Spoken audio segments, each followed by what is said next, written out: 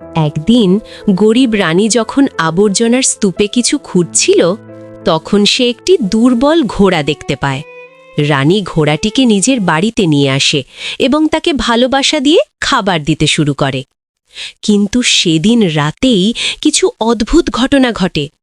গভীর রাতে হঠাৎ ঘোড়াটি কথা বলে ওঠে, আমি কোনো সাধারণ ঘোড়া নই, তুমি আমার কাছে যা চাইবে আমি তোমাকে সব কিছু দেব, কিন্তু এই কথা কাউকে বলবে না। পরের দিন সকালে যখন গরিব রানী কলেজে যাচ্ছিল, তখন কিছু ছেলেমেয়ে তাকে নিয়ে হাসাহাসি করতে শুরু করে। বেচারি রানী কাঁদতে কাঁদতে বাড়ি ফিরে আসে এবং তার জাদুকরি ঘোড়াটিকে সব কথা বলে দেয়। তখন ঘোড়াটি তার জাদুকরি শক্তি দিয়ে রানীকে অত্যন্ত সুন্দর করে তোলে এবং তার সামনে একটি ঝকঝকে ল্যাম্বরগিনি গাড়ি এনে দেয়।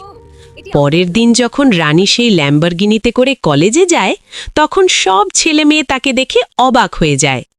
কিন্তু দুঃখের বিষয়, এত সাহায্য করা সেই জাদুকরি ঘোড়াটিকে এখনো পর্যন্ত কেউ লাইক বা সাবস্ক্রাইবও করেনি।